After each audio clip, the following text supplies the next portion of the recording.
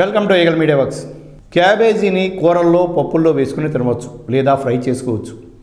ఏదో ఒక రకంగా వారంలో ఒక్కసారైనా క్యాబేజీ తినేలా చూసుకుంటే దానివల్ల కలిగే ప్రత్యేక ప్రయోజనాలను ఇప్పుడు తెలుసుకుందాం. క్యాబేజీ తినడాన్ని చాలామంది ఇష్టపడరు, కానీ ఇందులోని పోషకాల గురించి తెలిస్తే ఎవరూ వదిలిపెట్టరు. రెగ్యులర్గా క్యాబేజీని తినడం వల్ల ఎన్నో సమస్యలను అదుపులోకి తెచ్చుకోవచ్చు.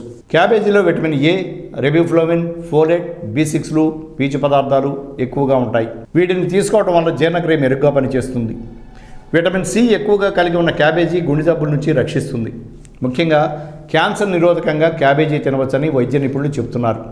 అంతేకాదు, పొటాషియం ఎక్కువగా ఉన్న క్యాబేజీని తీసుకోవడం వల్ల రక్తపోటు సమస్య తగ్గుతుంది. క్యాబేజీని తినడం వల్ల అధిక బరువు, కండరాల నొప్పులు తగ్గించి జుట్టు పెరుగుదల పెరుగుతుంది. Thanks for watching eagle Media works. Like and subscribe Eagle Health and Beauty.